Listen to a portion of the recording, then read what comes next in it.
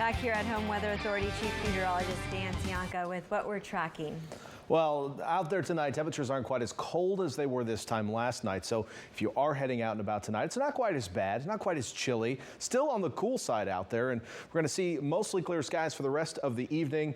And that's going to mean not much in the way of cloud cover to act as a blanket, but what we have seen is an increase in some moisture levels out there in the low levels, and moisture in itself is an insulator, so that's going to hold on to some of the heat of the day. And it was nice and warm today.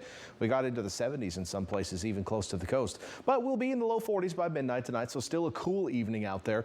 I mentioned some higher humidity levels. Yeah, we definitely are seeing them on the south and east sides of the bay, 86% in Monterey and 80% in Salinas. And while I don't expect you to know exactly what those numbers mean, just know that when it gets closer to 100, that means you're closer to saturated air, or basically becoming a cloud or fog. So we're getting closer to that. And that's why we think we could see some fog tonight. We saw a little bit this morning. The moisture levels continue to increase today. So I think once the skies clear out tonight, well, as they continue to stay clear tonight and the temperature drops, I think we'll see some fog around the bay and into some of our interior valleys like the northern Salinas Valley. At the moment, nothing is there just yet. The low cloud tracker would show some fog showing up in a yellow or orange color. We do have a few high clouds that have been passing through, but that's about it. And the computer model is not showing fog for the record tomorrow morning. We take you to 5 a.m. It's showing clear skies, but I think we could see some right around the bay and perhaps into the Salinas Valley, perhaps in the Santa Clara Valley into Hollister as well. These locations I expect to at least have some patchy fog tomorrow morning. Other than that, mostly sunny tomorrow. However, clouds will be on the increase late in the day as a weak weather system approaches from the west.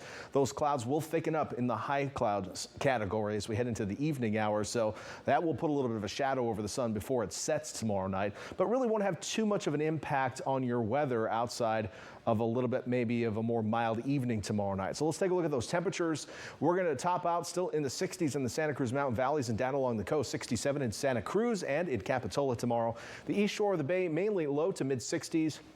As we look at Marina at 60, 66 in Aptos. Salinas close to 70 again. Hollister should make it there. Same in Gilroy tomorrow. Monterey a little cool. You'll have a northwesterly wind off the water, keeping you in the 50s.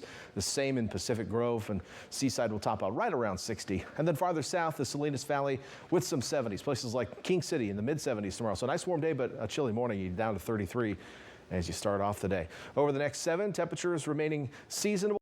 Slightly warm in the afternoons, seasonable to slightly cool in the mornings, really for the next 7 days.